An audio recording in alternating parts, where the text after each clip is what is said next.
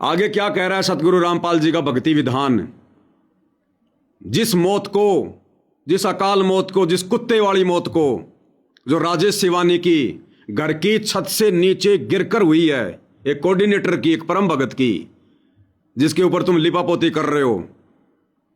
सतगुरु रामपाल जी का भक्ति विधान क्या कह रहा है कि जम जोरा जहां से डरे, मिटे कर्म के लेख, अदली असल कबीर है कुल का सतगुरु एक।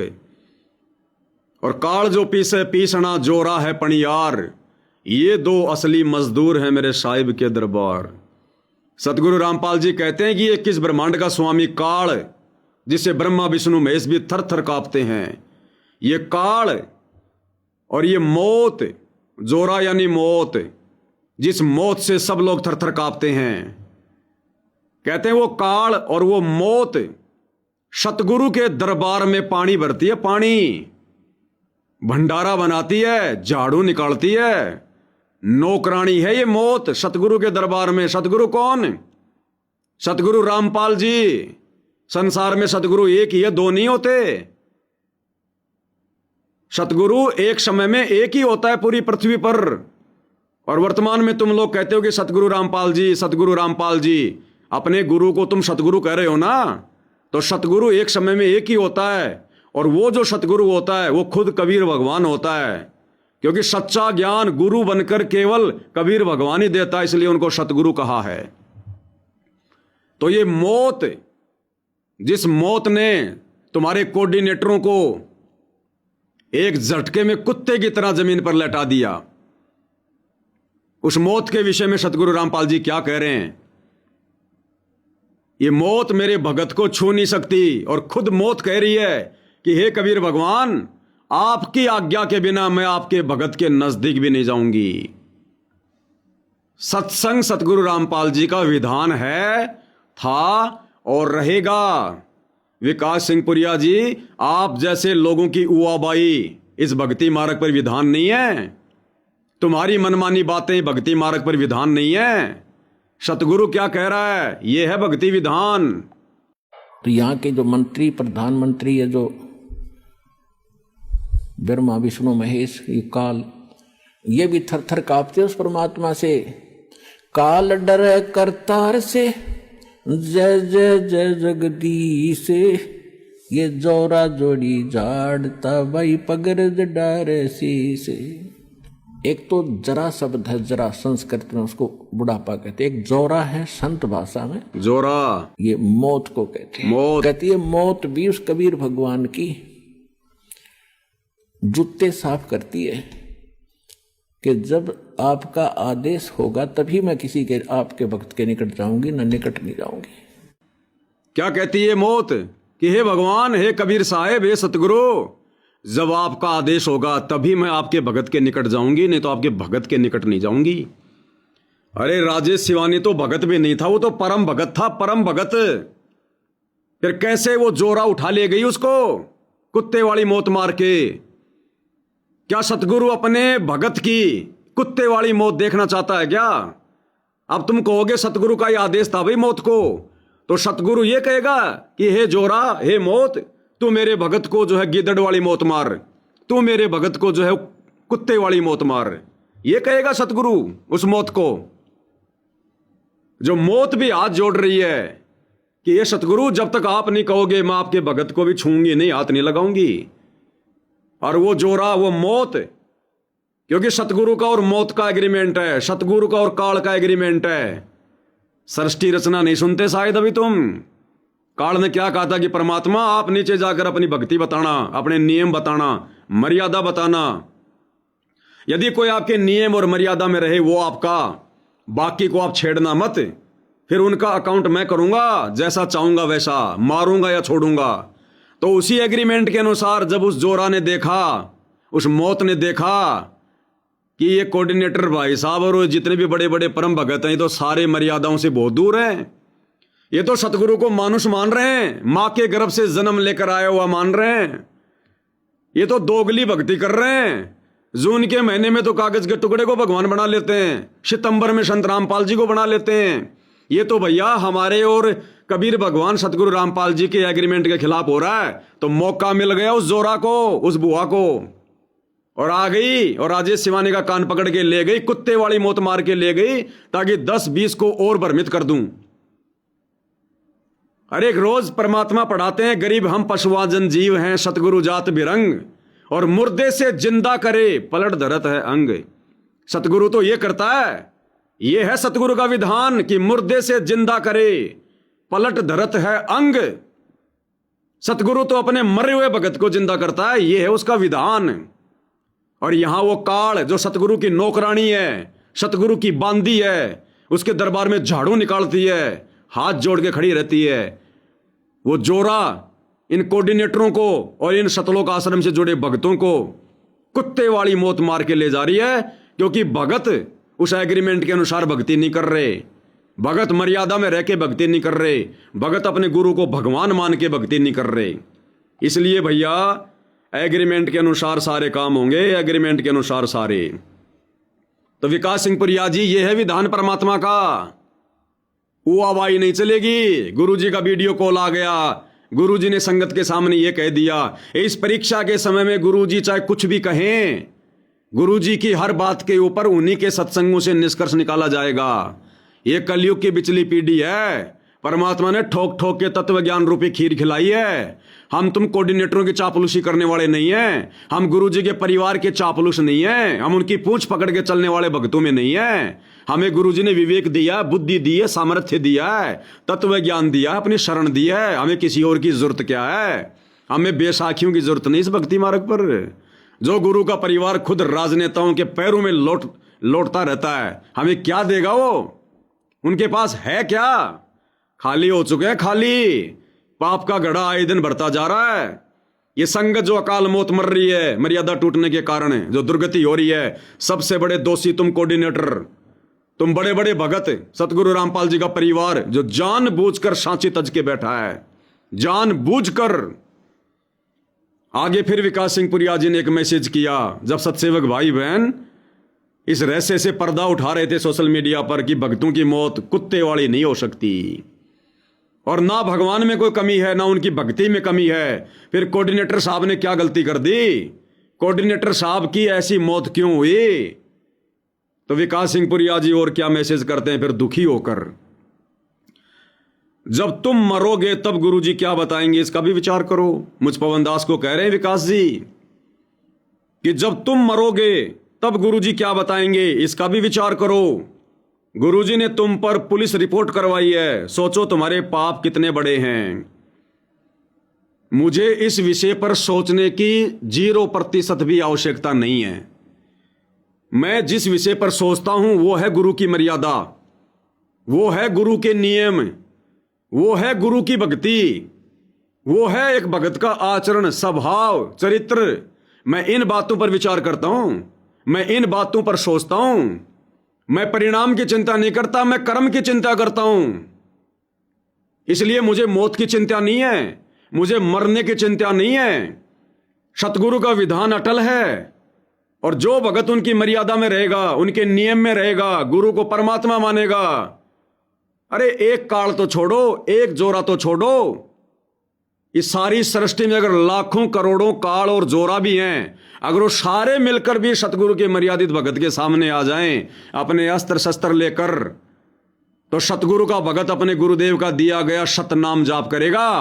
एक सतनाम उन हजारों मौतों को, हजारों कालों को पछाड़ देगा। इसलिए मुझे चिंता नहीं है, इसलिए मैं मर्यादाओं की चिंता करता हूं। आपने मुझे कभी किसी राजनेता की चापलूसी करते नहीं देखा होगा, आपने किसी भी सत्सेवक भाई बहनों को राजनेताओं की गुलामी करते नहीं देखा होगा, किसी भी साथ संगत वाले भाई बहनों को इन राजनेताओं की रैलियों में धक्के खाते नहीं देखा होगा, किसी भी साथ संगति से जुड़े भाई बहनों को इन सतलोक आश्रमों में जा जाकर धक्के खाते हुए या इन कुपात्रों को ज्योति पाठ और दान का पैसा देकर मर्यादा तोड़ते हुए नहीं देखा होगा। आपने किसी भी साथ संगति से जुड़े सत्सेवक भाई बहनों को बेगार करते नहीं देखा होगा, किसी परशुराम की जयंती में जाकर आन उपासना में सहयोग करके मर्यादा तोड़ते नहीं देखा होगा, किसी भी सत्सेवक भाई बहन को गुरु के ज्ञान विरुद्ध कोई स्टेडियम बनाते हुए नहीं देखा होगा। कहीं कोई मजदूरी करते हुए नहीं देखा होगा, किसी गुंडे की सीबीआई जांच में जाकर उनका सहयोग करते नहीं देखा होगा। क्यों मरेंगे अकाल मौत?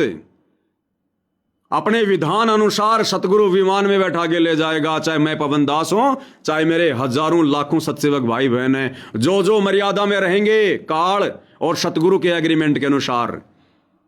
हो सकता है सतगुरु हम भक्तों को अंत समय में अपने साथ सशरीर दुनिया को दिखाते हुए सतलोक लेकर जाएं। हम क्यों मरेंगे अकाल मौत? क्यों मरेंगे हम अकाल मौत? कहावत है ना, कहते हैं कि अकाल मौत वो मरे, अकाल मौत वो भगत मरे जो काम करे चंडाल का। ये जितने भी कार्य तुम कर रहे हो अन्नपूर्णा मुहिम के तहत, ये राजनेताओं की गुलामी, रैलियों में जाना, परशुराम की जगह जयंती में जाना, उसके धाम पे जाना, ये भक्तों से बेगार करना और करवाना, ये सब ये चांडाल काम है। जो काम सतगुरु रामपाल जी के भक्ति विधान के विरुद्ध है वो चांडाल काम है। तो कहते हैं अकाल मौत वो भगत मरेगा जो काम करे चंडाल का। अरे मौत भी उसका क्या बिगाड़े जो सच्चा भगत है सतगुरु रामपाल का। क्या बिगाड़ लेगी उसका मौत? हम तो दरवाजा खोल के बैठे हैं, आती क्यों नहीं?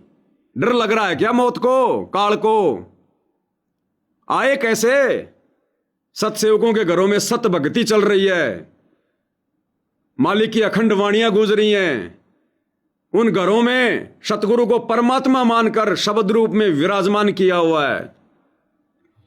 उन घरों को सतगुरु रामपाल जी ने सतलोक आश्रम का ठप्पा लगा रखा है। उन घरों में रोजाना सुबह शाम सतगुरु की आरती उतारी जाती है। पाती पंच पोप कर पूजा, देव निरंजन और न दूजा। उन घरों में सबसे पहले उठकर सुबह सतगुरु का चरणामृत बनाकर पिया जाता है। काल और दुर्गा को, इस मौत को तीर लगते हैं, तीर। यदि पास भी आने का ये प्रयास करते हैं तो इनको झटके लगते हैं, करंट। ये नहीं आएंगे पास में हमारे जब तक हम काल और सतगुरु के एग्रीमेंट के अनुसार उनकी हर मर्यादा में रहकर उनके भगत बने रहेंगे। मरेंगे वो जो चंडाल काम करेंगे, जो तुम सतलोक आश्रम वाले कर रहे हो। अभी तो शुरुआत है, 2026 अभी तो शुरू हुई भाई। 27, 28 ये जितने भी लोग हैं, ये जितने भी पाखंडी हैं जिन्होंने बरवाला कांड करवाया, सतगुरु की कोर्ट की अवमानना करवाई, जजों के खिलाफ पुस्तकें लिखकर जजों को बंटवाई, जजों को भड़काया, भक्तों को कालो कमांडो बनाया, माता बहनों को ढाल बनाया, सतगुरु के 6 हंसों की मौत करवा दी, सतगुरु के हजारों हंसों की मौत बरवाला कांड से लेकर अब तक उनकी मर्यादा तुड़वा कर करवा दी। ये चांडाल वाले काम जिन जिन लोगों ने किए हैं, अकाल मौत तुम्हारी होगी।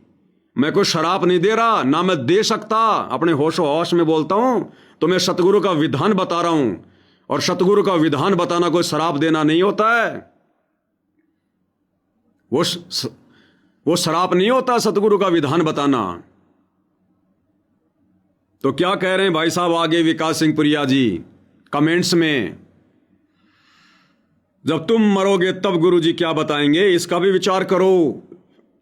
अरे बड़ी बात नहीं करते हम।